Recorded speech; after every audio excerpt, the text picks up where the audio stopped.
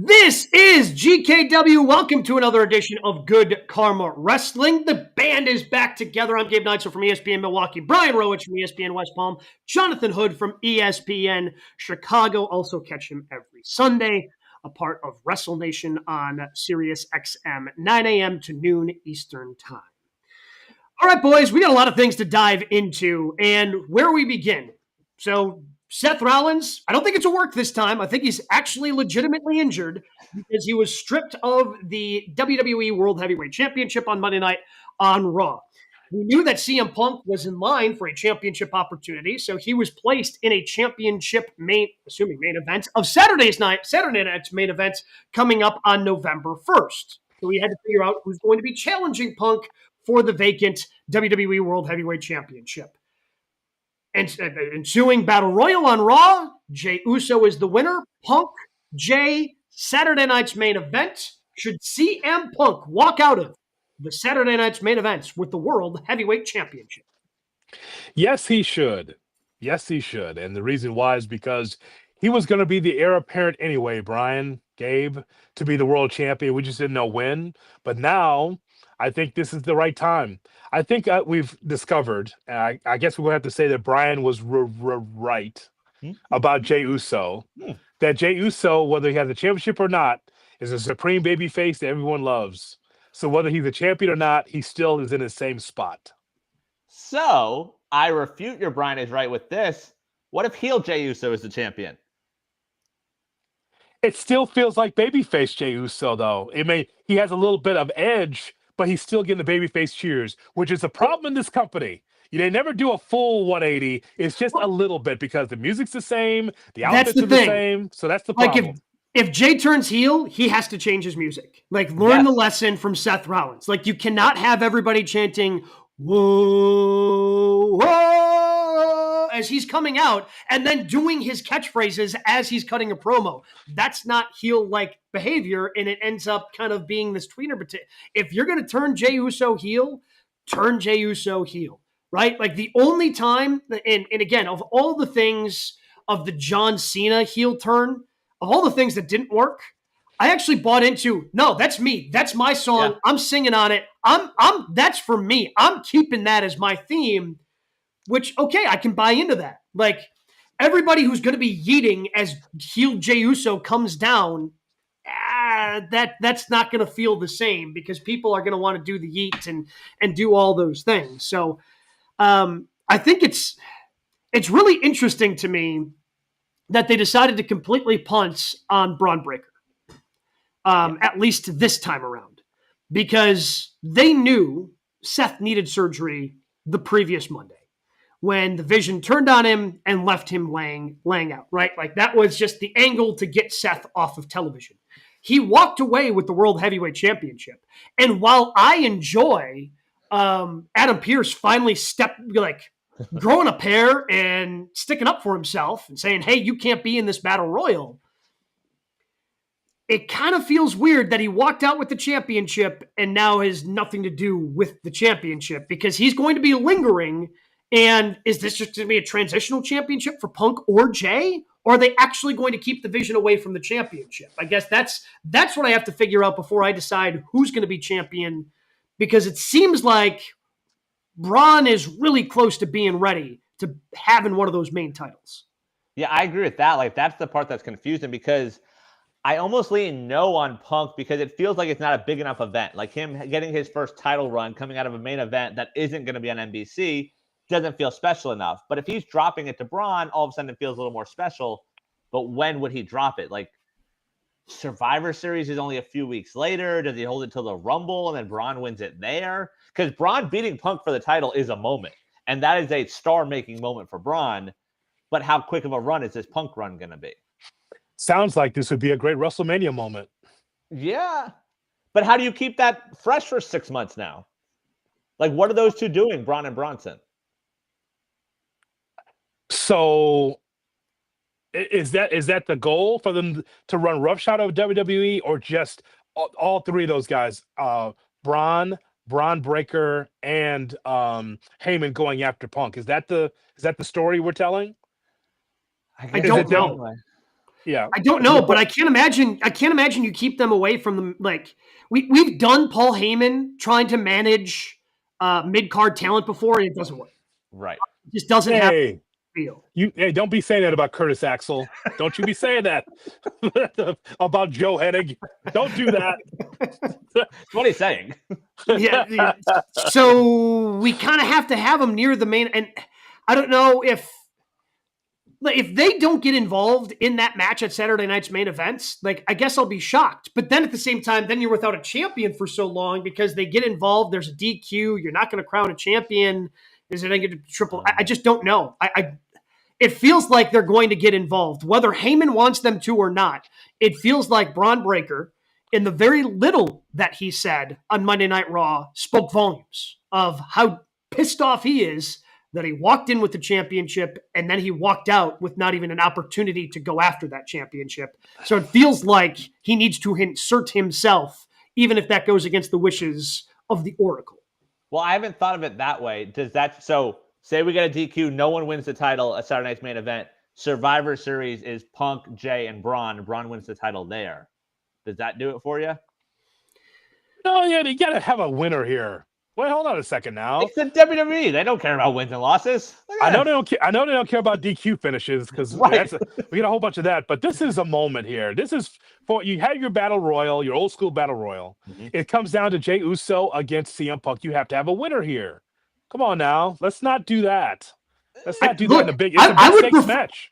I would prefer to have a winner, but the only thing, and look, Saturday night's main event could very well turn. And is Saturday night's main event continuing into 2026, or is it done after 25? Do we have any idea? Brian? Yeah, I don't know. I feel like it's done because they pissed off NBC and they had to just squeeze these onto Peacock. So I don't know that. I don't know the answer to that.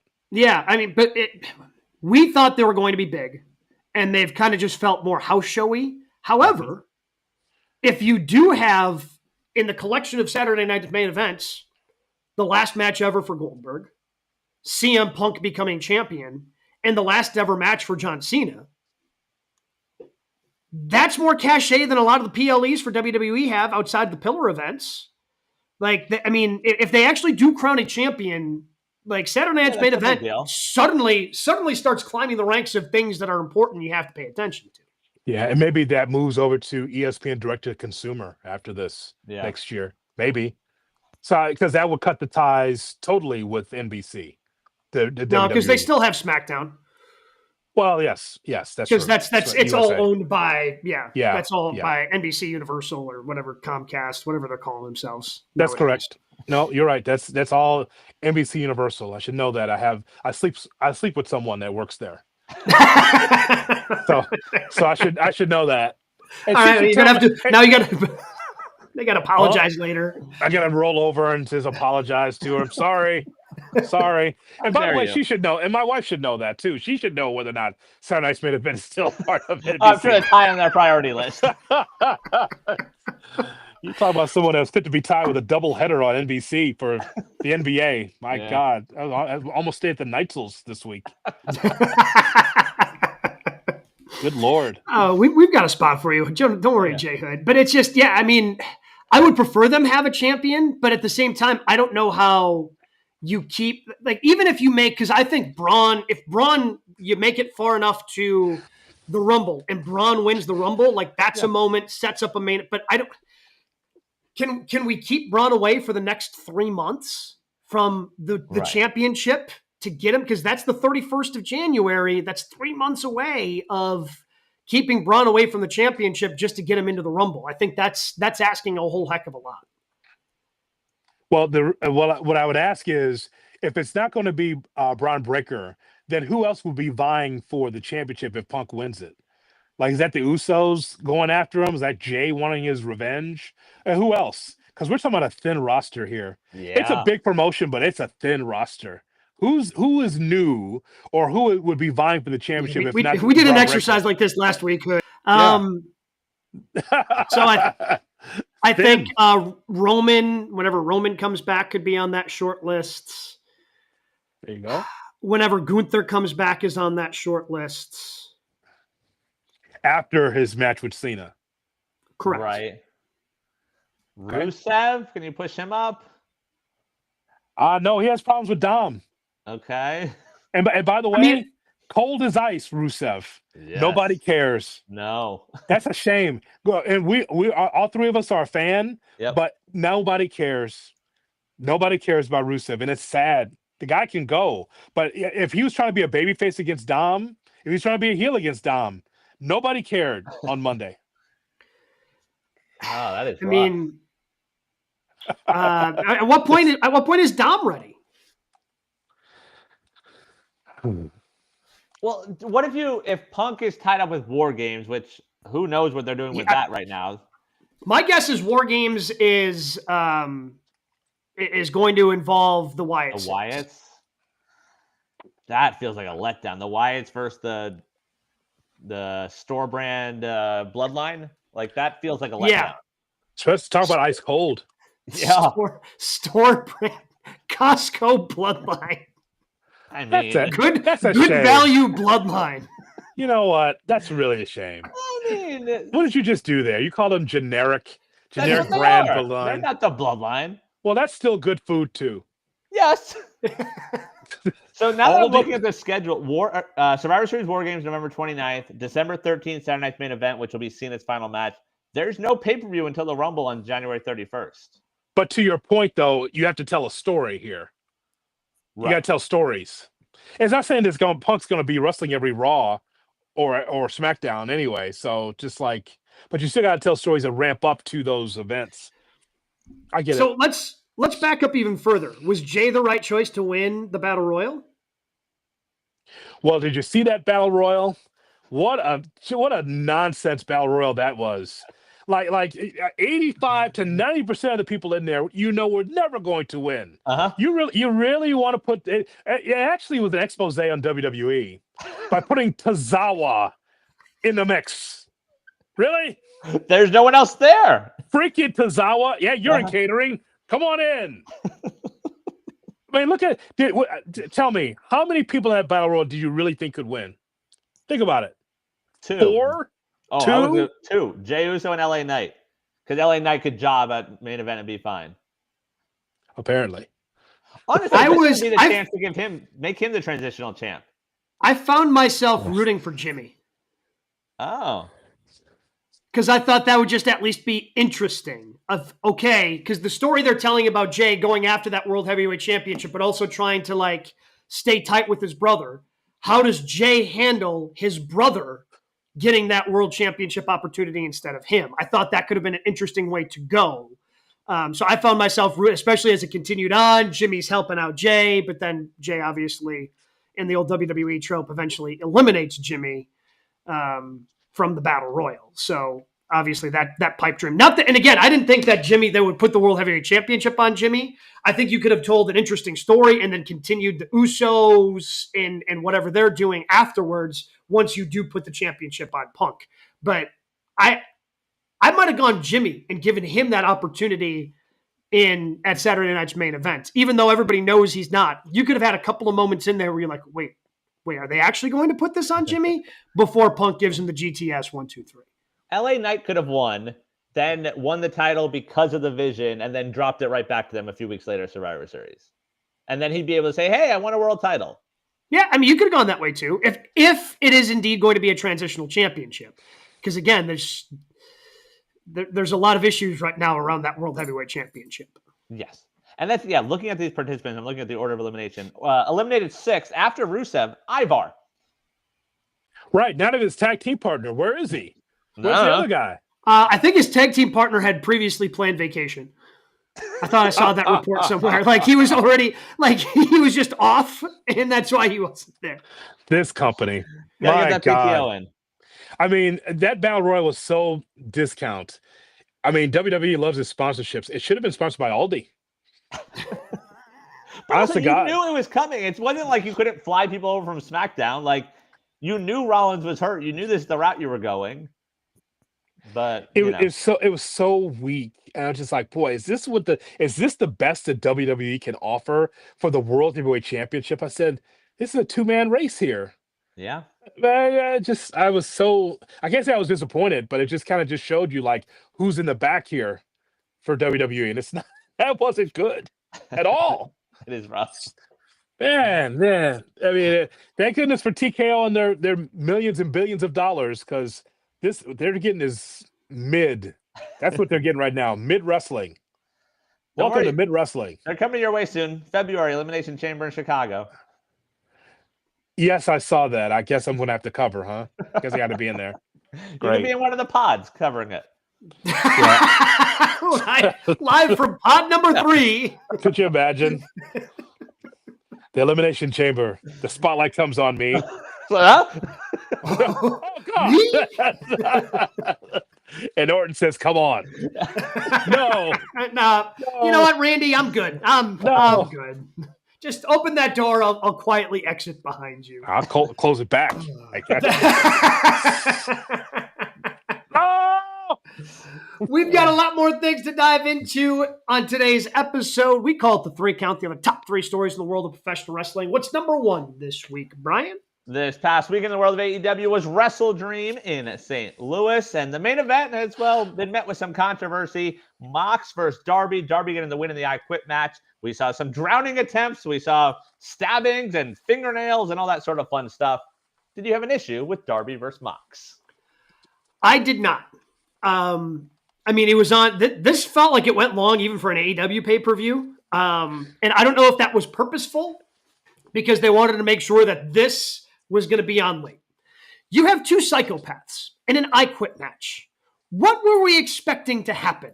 Like, they were, again, telegraphing all these different things. I mean, he came out with a flamethrower on television. Like, if we're putting flamethrowers on TBS, what did we think was going to happen when they put it behind a paywall on pay-per-view? Like, this match was going to be gory. It was not going to be for the faint of hearts. You knew it was going to be met with controversy. That's not professional wrestling today. And of course, we have somebody trying to think of the children online. Would somebody think of the children? Yeah, there's a reason why it's on at midnight Eastern. Yes. All right. Like, you can turn off the television. So I personally didn't have a problem with it, because this was what I was kind of expecting. Like, if you pay attention to the product at all, these two this is what was going to happen. This was always what was going to happen. They advertised it as such. So if you were expecting less, that's on you. Don't forget about the Molotov cocktail, in which security guard, the security guard thought it was a shoot. They thought, like, yeah, he's a performer, but you can't have that. He tackled him in Jacksonville. You remember that? Yeah, tackled him. I'm like, what? Like, the security? Hey, it's just a game, man. They're just doing a show. No. He tackled him for real. Hey, his ribs. Look, if you're a security guy and the Molotov cocktail goes off, you're not living that one down. Better safe than sorry. No. I get it. No. The whole point is, guys, is that you knew this was going to be Ric Flair, Rick Steamboat classic between these two. We wondered on this show, like, after you had the match before, how would you be able to top it with an I Quit match? Well, they did. Mm-hmm. What we saw is at your local indie every weekend. The skewers and the fingernails, maybe not the fishbowl where you're trying to waterboard someone. You probably don't get the waterboarding. Maybe not the waterboarding. Maybe we're not getting that. Yeah. But we're getting all the stuff in between, though. And so I'm not surprised that we saw that. Jon Moxley and Darby Allin, when you saw them in an Independence, Missouri prison doing a promo, you knew there was going to be something wild. I'm actually, Brian, more taken aback by Tony Khan saying that Jon Moxley's Harley Race. I'm more offended at that than the main event of Wrestle Dream. JBL agreed with Tony. He said he made a good point. JBL's an idiot. How about that? He's an idiot. All right, there's that. Harley Race was a legit tough guy. Jon Moxley? Well, tell me about those street fights that Jon Moxley had versus Harley Race. Harley Race is a legit tough guy. He backed down Andre the Giant as a shoot. Backed him down. So, yeah, no. As we say in Chicago. Yeah, no. All right. So I will say, he just defended Tony. He agrees, though, you can't put those two in the same comparison, Harley and Moxley. So that's fair. And besides that, JBL's an idiot. Okay, all right. Okay, so you're not going to back down from that. Okay, all right. No. So I will say, like, they made this so easy to skip. If it's not your cup of tea, they put it on last. It wasn't like it was this co-main event where it's like, oh, I really want to watch Hangman versus Joe. Let me try and fast forward this. Oh, no, I just saw someone drowning. Like, you could have just turned off the pay-per-view. Like, it was very easy if it wasn't your cup of tea. Honestly, my only issue was the finish. Like, after all that, like the Scorpion Deathlock being the finish, I would have flipped their two matches. Like, the hanging from the last pay-per-view and where Mox quit that way, that I feel like would have fit better in this match. That was honestly my only issue with the match. Yeah, Gabe and I talked about it. Gabe and I just talked about that the previous show. Like, wasn't that the finish with Hangman? Was that not a submission? Yes. Did he not tap out? He already said I quit. So what makes this match unique? He said I quit again. So tapping out to a wrestling move after that, it's weird. And I know that the announce team tried to sell it like he was on some of the glass that was still there. You know, they tried to sell it. And I also saw a report, the reason why Mox had to tap so quickly instead of like hold on to it for a little bit is because they were running out of time. Which again, you run a show that long, it's going to have a tendency to happen from time to time. So that was also a report that I saw that the reason why Mox didn't try to hang on. Now, again, that was, I'm with you. That finish of him just tapping to the Scorpion Deathlock was a little disappointing. Yeah. I'm curious what happens with Mox going forward. I kind of enjoyed what they started to build last night of Mox starting to doubt himself because he's basically said I quit twice now in the last couple of months. So I'm really curious to see what happens with Mox going forward. And I think that's hope. I'm guessing it's away from Darby. I don't know what you do with Darby, but again, if you had an issue with Darby versus Mox, one, you're not paying attention. B, you're doing it just to try to get attention because, as you said, it was just so skippable. Like they put it at the end. It was the main event, as it should have been, because it was a blood feud. Like it was the biggest story that they had going into that pay-per-view. So if you had an issue with it, it says more about you than anybody else because you could have easily skipped it. Yep. Yeah, no, there's no question about that. It had a lights out effect. You know, the old lights out stipulation would be, hey, you know, the card is over, but this match is an extra. We have nothing to do with this. We are not going to have any problems with this. We are leaving, so those wrestlers can go at it. So it's lights out. It felt lights out to me. Like I felt like the end of the pay-per-view was Hangman Page and Samoa Joe, but then the extra. But Gabe's right. It was the best story that AEW had going, so it deserved that main event status. It was wild, and I just want to give St. Louis a lot of credit too. It's a long show, but they stayed in it. And by the way, the card was damn near flawless up to that, except the main event and the finish of that. But it's almost like an A-, and that crowd, they were roaring. It's a great wrestling town, St. Louis. So hats off to them. I almost went. But then I didn't want to stay up until like 2:00 in the morning driving Tony with his press conference. Like, oh my God. I almost went to cover for us because that's an easy drive, but not that time of night. No, no, thank you. And them trying new things, like creative in terms of the pre-show rolling into the main show, like things like that. Yeah, it was cool. I was legit confused. I got home like a couple minutes after I put it on. I'm like, why is this match going? Like, what did I miss? Like, how did they start so fast? I'm like, oh, it's still going to the pre-show.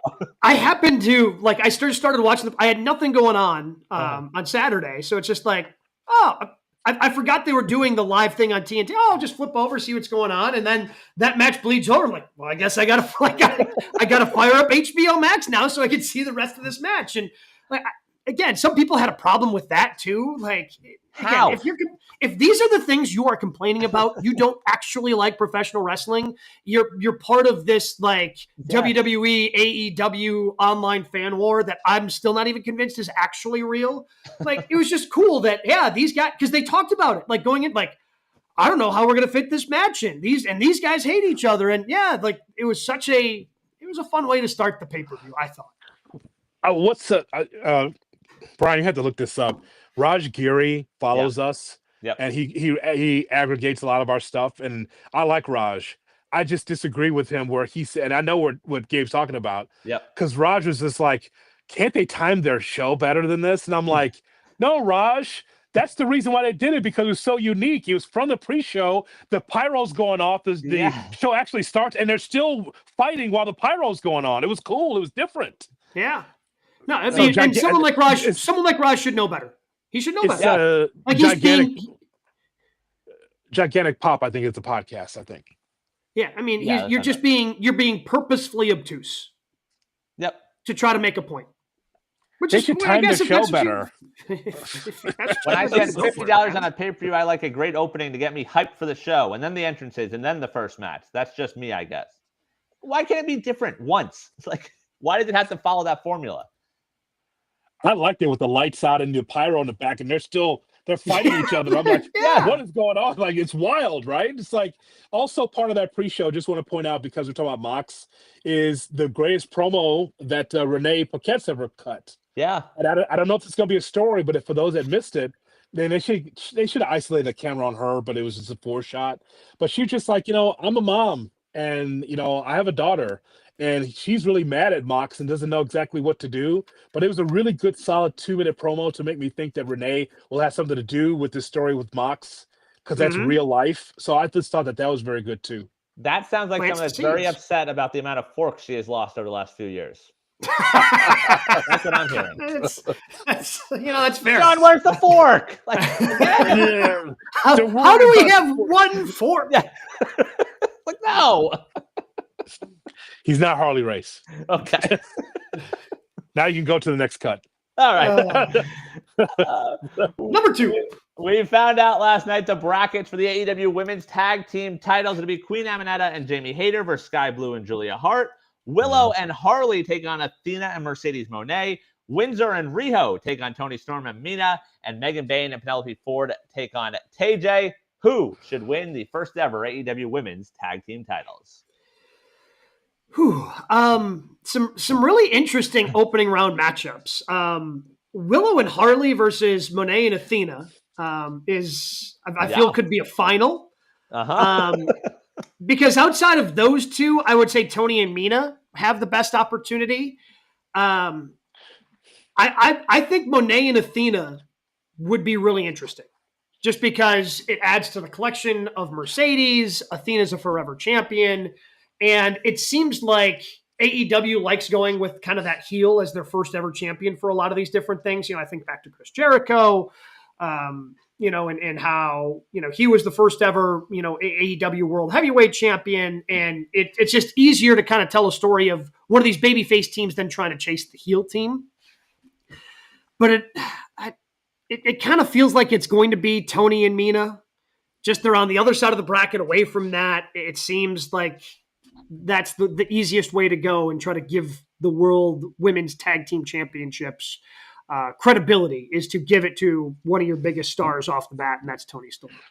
So, like you said, based on the brackets, Gabe, so we could probably get a Toni, Mina, and Athena Moné final.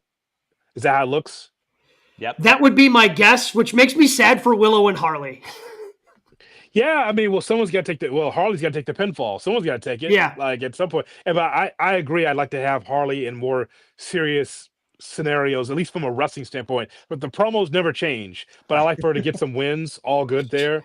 But she did an awesome mini Moné promo last night with the puppet. It was fantastic. She is so good at it. It's just so funny. It's kind of, you're talking about Renee. Poor Renee's trying to keep a straight face in the ring while this is going on. You know what? That's some of the stuff that WWE is missing. They've gotten so TKO and so UFC serious that you don't get the lighthearted stuff as much anymore. Because that what's funny to Triple H is our truth. All right, great. Right. But at least you get some kind of comedy here with Harley, which I think is fun. So the Toni and Moné and Athena promo confused me. I'm like, just out of nowhere, Athena's like, "Come on, girl, let me just show you." Like, wait, I thought that they were like blood enemies. Like they had their matchup once, and what happened there? And also, Athena talked about, I'm blanking on her name now, her other partner. The young one. Billy Starks. Yes, the minion. The minion. Like, what happened there? Like, they talked about being champions together. that's where I don't know. Like Monet and Athena just seems weird to me because Monet is she's so above everything else because of her championships and how she's acting, as a heel. And Athena came across as kind of a baby face. It's just kind of weird. I Yeah. don't know. It just felt weird. But Tony and Mina, I think, is the play.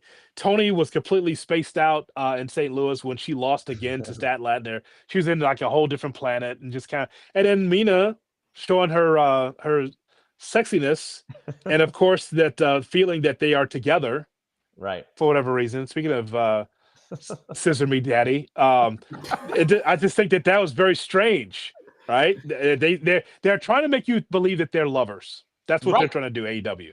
Well, remember they had the connection when what's her face was still there, who's now Blake Monroe. Mariah May. Mariah May. Mina was part of that whole storyline.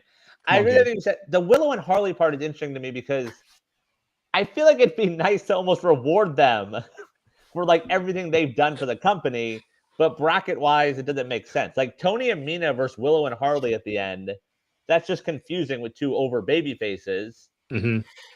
But having them like if Willow and Harley were in the Bane and Ford spot, right? Right. And then you could have kind of those two babyface teams. Like they should have just done a babyface side and a heel side. Sure. Because it's a bracket, right? Like you don't need the babyface versus heel story. It's just, okay, you're trying to win a championship. That's the story. And it kind of self-contains itself. But then you could have had a fun babyface to go on and face Mercedes versus Athena. Yeah, I'd be 100% okay with that. But it does feel like Athena Mercedes versus Tony Mina will be a great match. We have no details on when all these things are going to happen. I assume it leads up to the next pay-per-view at Full Gear. It'll finish up there, hopefully. I'm guessing because it starts. They did say it starts next week. Okay. Yeah. Yeah. So the timing of it makes sense that you'd have the championship match at Full Gear. I think. Brian, I want you to bring Mrs. Browitz into the room and show her Megan Bain, and she'll ask you, is she not the world champion? Right. That's wild that we're not talking about her as like one of the finalists here, but she's what you said, Penelope Ford. Yeah. Mm-hmm. I mean, I like those two together, but I like Megan Bain because look at her. She looks like the world champion. Like, she's beautiful. She can wrestle. She has just an unbelievable look. It's like, and she's going to lose in the first round. And that's why I think go back. They'll beat TJ. Yeah, they'll beat them, and then they'll lose. Hey, wait a minute.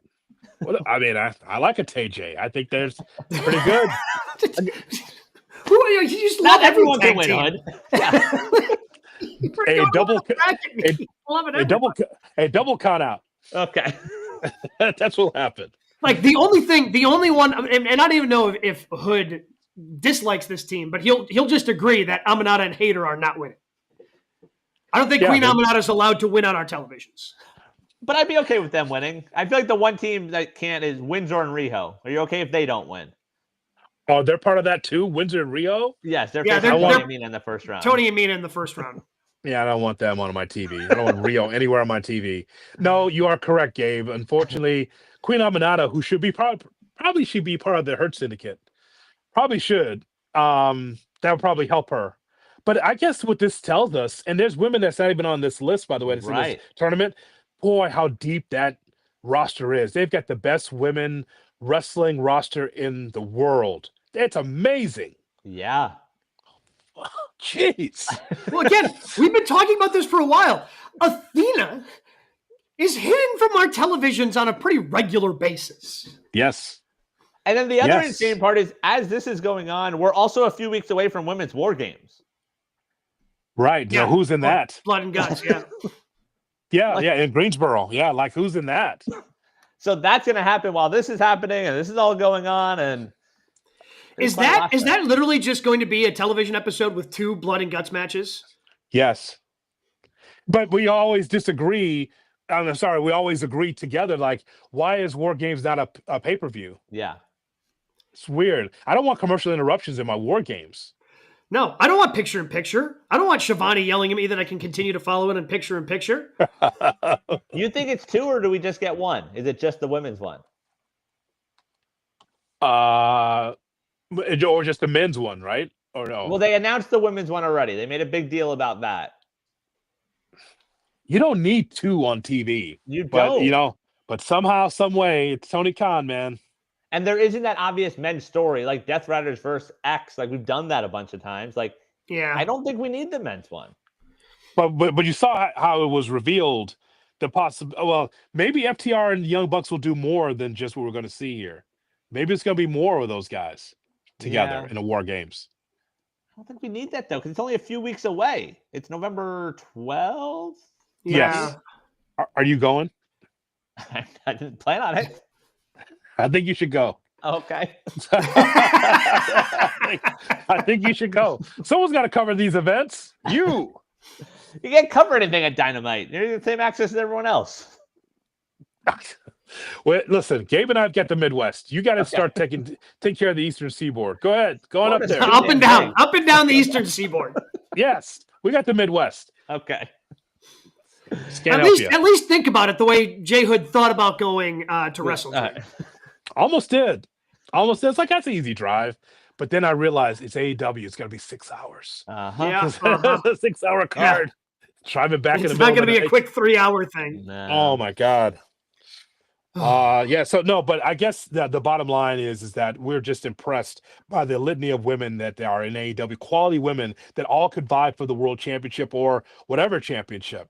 I just think it's great. And we haven't even talked about Julia Hart, who I've been a big fan of for a while. And they are also in it. The Sisters of Sin. I'm assuming they get the win over Aminata. They'll get to the semifinals and then bow out to presumably Monet and Athena. Yeah. What do we got at number 3 this week, Brian? We talked about some of the feuds going on right now in pro wrestling, but what is currently the best feud in pro wrestling? Well, I mean, over on the indies, I think you're familiar with this, Brian, the KJ Orso and Sam Stackhouse. That's a blood feud. Yeah. So that's over to the side. But what do you think, Gabe? Because does it start in AEW? Does it start with Darby Allin versus the World?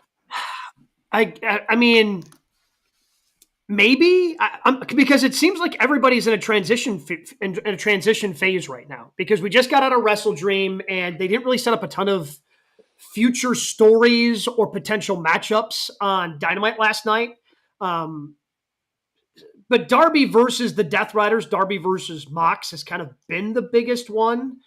And obviously like Seth versus Punk, Seth versus Roman certainly would have been on the list. Seth is on the shelf. So that kind of takes like that one out. Now they're transitioning with that. The WWE Championship also in transitional phase where it's okay. I guess it's Cody versus Drew right now over on the SmackDown side of things. It's just kind of hard to kind of pinpoint everything. It seems like we're in a very transitional phase in major professional wrestling in terms of, these big feuds that have kind of been blown off in the last couple of months. So in a lower level, it's the Don Callis family against Mark Briscoe. See, the Don Callis one I wrote down was Okada and Takeshita. Takeshita. Well, let's can we get a little physicality? Get a little something? So the staring. We gotta light that fuse. Like, all right, we've run the fuse long enough. Can we get a spark to light that bad boy? I'm ready for them to start going, because it's getting to the point where, all right, if you tease this one more time without paying it off, I'm done. Like, do whatever you want at this point. Or are they trying to milk the clock to where we get those two in the Tokyo Dome? Oh, I think that's a good possibility. But that's in January. 3 months away. Yeah. That's closer. It's 2.5 because that's early January. Right, so. That's early January. And I think we could get that match, but that does nothing for AEW business. No. Sure. So, but no, I want to see the match though. Don't get me wrong. But then again, I want to see the match, but then I've got to try to figure out how to get back into my New Japan app, and then I've got to pay for it for 11 months because I can't get out of it because I don't speak Japanese or don't read Japanese. All this time. It's just like, oh my God. New Japan does it to us every year. They put a match on there. It's like, God, I can't miss that. I got to go sign up for it. They do it every year. They almost got me last week. I read good things about Takeshita winning the title over Sabre Jr. And I thought about it. I'm like, January's so close. I was like, I'm going to hold off. Like, just let it go. Yeah. Just let it go. Yep. Because you know what? That's a hell of a match, but you Yes. feel like you're going to see something better Right. at Wrestle Kingdom. I get it. So I showed restraint. Io Sky or Asuka against the world. Asuka against Io Okay. Sky. Does that Yeah, qualify? okay. I think so. The one I wrote down I in think that WWE, qualifies. I'm enjoying Becky and Maxine.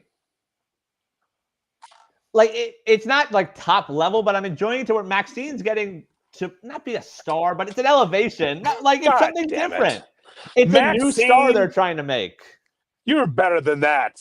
I applaud Maxine them. Dupree? Oh, stop. She's We on the talked show. about how weak this roster is. Now they're making a new star or trying to. She's a guest on the show. Now you fall in love. No, I think Becky is that I mean, good.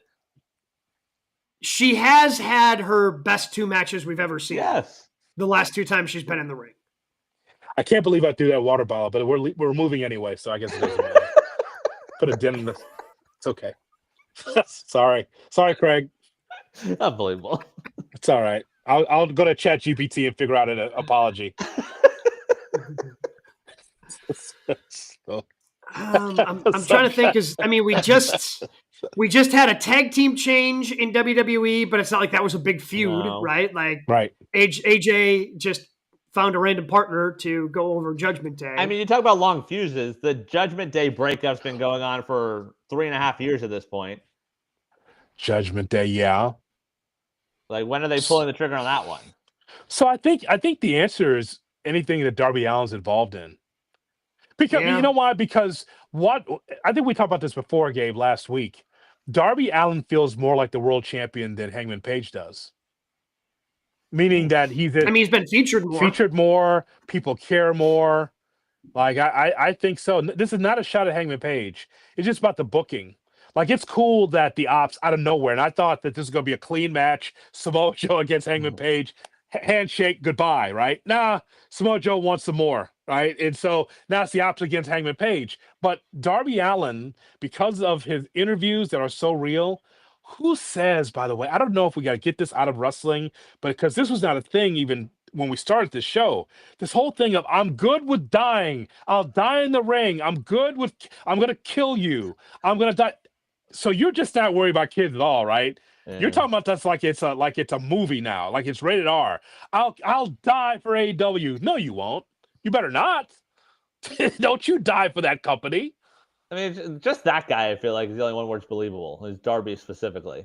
He doesn't mind dying for wrestling, for AEW. Doesn't feel like it. That's what he said. Kind of, I mean, that's what he said yesterday. He does a good job of selling it. He does a great job of selling it. Holy cow! But this was not a thing. You did not say kill or I'm going to kill you in the ring. You're not, or I'm going to die. You never got this. In AEW, it's wide open. That's crazy to me. You mentioned Hangman. Would you consider Hangman and Joe now that we got heel Joe? Maybe a little bit on the list. Yep, it's new. Because I feel like we get it. We're going to get Hangman Joe again at the pay-per-view. Hangman wins again. But correct. Joe as a heel just takes it to a next level. Oh, yeah, because, again, Joe is just fantastic. Yeah. But I think we obviously missed, and I know we haven't seen him on television here in a couple of weeks, but the obvious answer is the biggest feud in pro wrestling right now is Christian versus Fathers. Ah, that's a good one. Where is he, by the way? Why have we not seen him? Because Copeland left. Yeah, that's because Cope's off filming something. I don't know what it is, but he's got a TV show or movie or something that he's doing. That just died right there on the vine in Toronto. I was like, well, I got to leave. I got to figure out my wife. And then it just leaves. And then Christian's like, I don't have a family. And then he goes, and scene. Thanks for and that'll be all. That's it. I mean, one of my favorite reactions when we found out that like AEW was partnering up with like DC to do some like different comics. My favorite response was a picture of Christian next to Batman. Christian going, so Bruce. Oh no. I understand you don't have a father. Oh no. Oh no. I'd still put him on TV just for that. Just fly in and just do a father promo and then fly back. That's what I would do. Just to keep that joke going. It's fantastic. It just shows you in today's wrestling that you just don't have the blood feud that would last a year, right?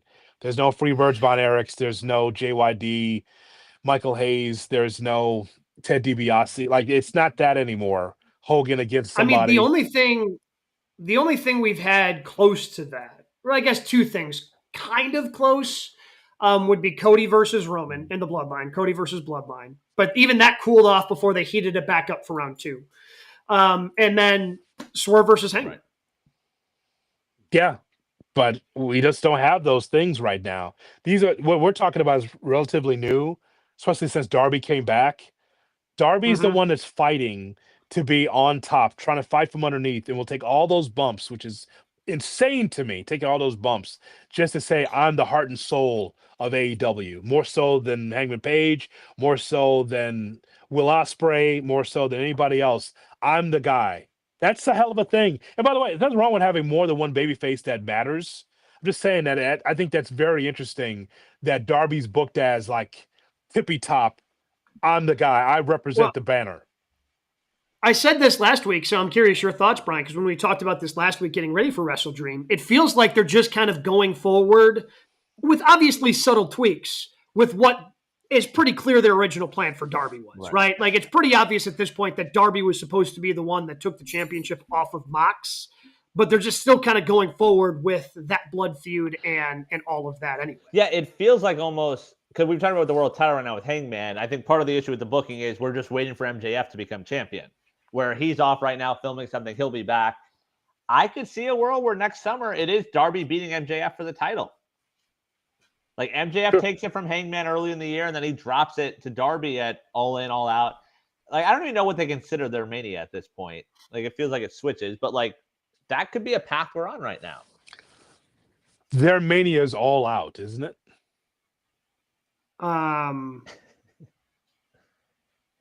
Yes. No. It's All In. Because that's All In's the stadium show. It's All In. Oh, okay. Yeah. All In's the stadium show. So if they do, I guess if they go back to Wembley next year for All In, it's All In. Yeah, I think they're back there. Yeah, so Brian, let's just follow the breadcrumbs. Their biggest house is their biggest event. Gotcha. Yeah. August 30th and 26th, they are at Wembley for All In. And we'll be covering there. We'll be there next year. All right. Looking forward to carrying the banner of GKW. We'll be there. So that's their biggest house is their biggest event. All right, I think that's fair. I guess it's so different because, like, you know, we've been WWE trained where this is the big match, the big pay-per-view, it's Mania, it's the Rumble, and then everything else is like, all right, we'll get through it. But every AEW pay-per-view is such an A minus. You're like, oh, that was really big. They put a lot into this. So it's like, how do we stand out? Well, to your point, it should be marketed that way. It should be marketed better. Like, hey, all of our events are important, but this one, you got to come see it. And they don't do the countdown to WrestleMania or to their event like they do for WrestleMania. That's, again, poor marketing. Sure. All right, what do we got in news and notes? All right, Kurt week, Angle was on with Ariel Helwani and said his TNA career was better than his WWE one, saying, quote, I had better matches, and that's really hard to say because I had some really great ones in the WWE. Well, I think that's 100% true. Uh-huh.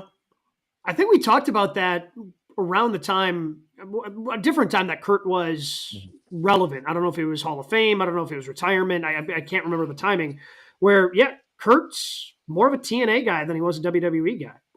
Again, crazy as that is to say, and he was in TNA a lot longer than he was in WWE. He did a lot of things in WWE, so it feels longer than 6 years. But yeah, his main run with WWE before he came back at the end, his first run was only he was out of his mind. That's why he was great in TNA. Right. You know, he had the hair growing in, the beard, like he was out of his mind. Those matches against Samoa Joe, Sting. I mean, he had some classics in TNA. And again, nothing against the WWE run. However, it just shows you how WWE had a lack of foresight. His last match, bum Baron Corbin. Yeah, that was rough. I know he can't go physically, but I feel like we need a way to work him into the Cena final night. I like for him to be there. I wish he had one final match, but it was taken away from him. You know, his health is probably not where it needs to be in the ring. But I love Kurt Angle. But that's the reason why I kept ordering those TNA pay-per-views. Yeah. That almost brought it almost broke up a happy home early in my marriage. It's like those $29.99 that would be right down the bill. Like, that's not good. but I love Kurt Angle. What's this $30 charge for TNA? And, Hun, it's Kurt Angle matches, and she sits down next to me. She goes, that's Vince Russo bullshit. Don't order another one again. You're paying $30 for Vince Russo book bullshit. No, sorry, Hun. I've got some DVDs in the garage if you want. I can send them over. Yes, please, please, and thank you. Once again. Saturday night, it is NXT Halloween Havoc. The Hardys will be defending the NXT Tag Team titles against Dark State, and we found out it'll be a Broken Rules match as Broken Matt Hardy and Brother Nero made their return on NXT television this week. NXT has a show? What do you say, Halloween Saturday? Havoc. Yeah. The PLE. It's Halloween Havoc. God, it's going to be so bad.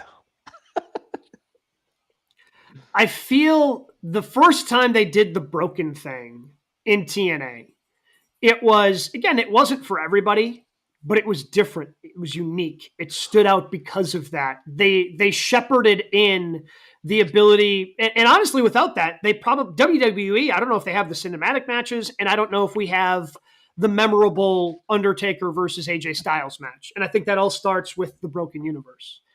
But every time they've tried to bring it back, whether it was Broken Matt Hardy with Bray Wyatt in WWE, whether it was Broken Matt Hardy in AEW, and now it feels like it's an imitation of what it was originally. And it doesn't feel as unique as it did when it initially happened, which was almost a decade ago at this point. If the Hardys don't produce it, it won't be as good. Because they produced it from their drone, did they not? Right. Mm-hmm. Yeah. They had the complete creative control the first time around. But if it's 100 camera cuts and it's not like the kind of grainy, gritty, kind of footage the way they did it, then it just doesn't seem the same, unfortunately. Some other matches for your Hood at Halloween Horror Nights, or not Horror Nights, Halloween Havoc. Ricky Saints defends the title against Trick Williams. Fine. Javon Evans and Leon Slater take on Mr. Iguana and La Parka. You almost had me excited. Then here comes Iguana. Okay, now it became a good match to a joke match. All right, great. Zariah defends the women's North American title against Blake Monroe. What else we got? JC Jane versus Tatum Paxley for the NXT women's title. JC Jane, I guess, will never be on here again. Go ahead. Ethan Page defends the North American title against Dr. Wagner Jr. Hey, JC, you're the champion. Maybe a little life, huh? Yeah. Little personality, little something. That's that good. Moving on in news and notes, Karrion Kross at his one big week stocks says he was the one getting work by the WWE, and there were red flags in the contract that they did offer him before he left. Man, I feel bad for Karrion. We've had him on. He's a really interesting guy. And unfortunately, I don't know if that was by design by WWE because they knew he would become a hot commodity. And so everyone was kind of scared that they'd sign him the way they did R-Truth. He seems like he's cooled off. You don't see as much buzz about him online and even some of the independent dates that he now has since booked. I'm hoping he can find some momentum somewhere. He is a really interesting guy. Have enjoyed our conversations, had his book. I hope he can find some momentum on the indies. I think he will. So this is not a work now? Not a work.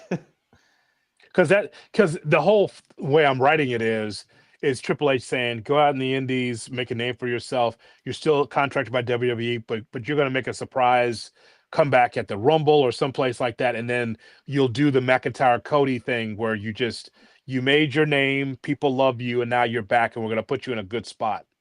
But does that have the same impact? Well, it did for Cody and McIntyre. I know. I'm talking about this situation specifically at this point. It sounds like it's not a work though, so I guess not. But it works for Cody and McIntyre because they knew that coming back to WWE wasn't a guarantee. Yeah. Like if Triple H tries to manufacture, it's just not going to be the same.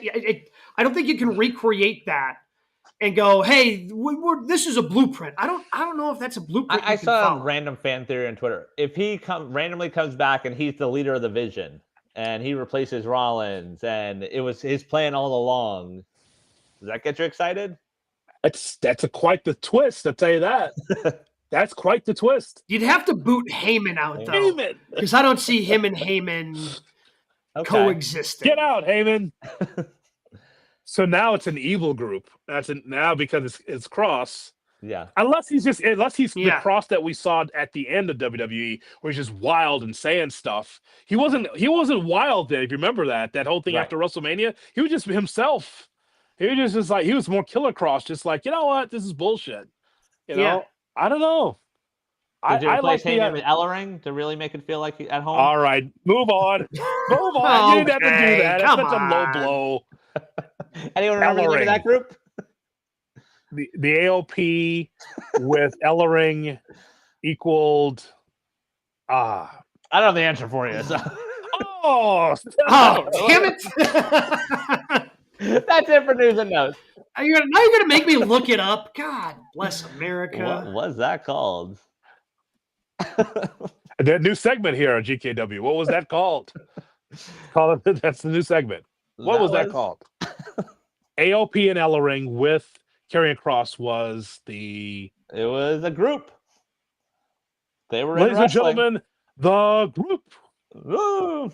Ellering had his newspaper. The Wall Street Journal. Rolled Very up. Important. What did it say? God, I was hoping that even Google doesn't remember. That was a dead end. No, I was hoping that their the Wikipedia page for Karrion would have it. It doesn't. Final Testament. There it is. Final Testament. That's it for news and notes. What did you guys have for your matches? Well, before I could tweet it, there is Brian Rowitz right there, Johnny on the spot, or in this case, Brian on the spot, tweeting at the account, GKW_wrestling. Hood must be enjoying this show, Wrestle Dream, all these great tag team matches. I literally have 3 tag team matches, 2 from that show. I mean, because I you know me, I love tag team wrestling, and I got it all there. It was fantastic. Yes, you did. I mean, Jurassic Express versus Young Bucks was fantastic. Really, really enjoy. I thought that was a great way to reintroduce Jurassic Express in the ring with the win over the Young Bucks. Okada Takeshita versus Brodito, absolutely fantastic. Especially the ending where it's clearly an accident, but Okada doesn't care and still took great pride in giving the clothesline to Takeshita. Like, I guess I caught him, but I really don't care. So last week, Brian, we were trying to figure out, like, it's Okada and Takeshita. Neither one of those guys is going to take a pinfall. Who's going to take the fall there? And, like, Okada, like a champion, took the pinfall and, like, oh, my God. I did, like, the Cobra. I'm like, this guy is, like, a top 5 wrestler in the world, and he took the pin. I'm like, what? He ate the pin? Like, because that made no sense. Like, because we tried to figure out, like, the question was, what's the stories that are come out of Wrestle Dream? Right. And Gabe, we come to find out it was Sting. It's Sting. But that's the thing that surprised me. I thought that was the best of the 3. Okada Takeshita against Brodito, because I definitely thought that Brodito was going to be Jackson State in the NCAA tournament in this one, right? And it was not the case. I was like, they won the match. How? Yeah. Well, and he does the what is the 21 plex with one arm. I hate that move so much. Because you have to wait for it. I hate moves like that. I don't like the load up. It takes too long. I agree with that. But then even to run it back last night and do Okada versus Bandito, like Bandito's on a hell of a run right now. He's the guy. He just happens to be on ROH, but at least he gets a chance to wrestle on Dynamite or Collision, unlike Athena. We are seeing the tag team titles defended. I think that's the biggest difference right now. Like, we're seeing the titles on TV. Brody King's getting to be in that prominent spot. Like, all those two do is deliver anytime they're in the ring. I love the Judgment Day against AJ Lee for the World Tag Team titles. See what in an old WWE, when they're still upset with AJ Lee, they would have run with that name. Oh, absolutely. And like not even saying like, "Oh, we have AJ Lee." And it's like, wait, what? Yeah. But that was the 3rd match I also had. I had 3 tag team matches. I also had from SmackDown, Sammy versus Dragunov. The U.S. title challenge, I guess, is over now, but I like the surprise. Yeah. And a healthy Dragunov. He's out of his mind. By the way, Not a great reception. Some of those people forgot about him. Yeah. You notice how light that was? It was San Jose, Sacramento. I think he went Northern California. I think Sacramento, maybe. Yeah. They didn't know who he was, and I'm like, I know who that guy is. He's awesome. He's got a chest tat now. I know this is a problem in America now, in our wrestling. Got Dom with the neck tattoo now. Just like, there's a time the three of us, because we're professional people, we're afraid of the tattoo because we want to be hired. Right. The three of us. That's why we don't have tattoos on our neck and on our arms. It's like, I was always afraid of it personally. And so now it's just, my career's made. Let's just put tattoos everywhere. I mean, Cody set the precedent, I feel like. It's like, what are we doing here? Just awkward tattoo. He's still Cody's. It's not even close. The finish of the Battle Royal? Sure. To know that, so now you know that's Jay and CM Punk. Sure. Yeah. It happened. Anything we're missing? Women's? I don't think so. Women's WWE? Nope. No. Last night, the women's tag match last night was fun. The 4-way. Yeah. Mm-hmm. Yeah. Good precursor for the tag tournament. Yeah. Yeah. Yeah. Nice little setting of the table there. Yeah. Great wrestling. Great. No. We've had some good in-ring action. That's only going to continue as we get closer to, again, the women's tag team tournament starting over in AEW. Storylines building up for the first Saturday night's main event that we're going to have 2 of in the last 2 months of the year over in WWE, plus Survivor Series. How are they going to build toward War Games and Blood and Guts and all these different things? One thing's for sure, though.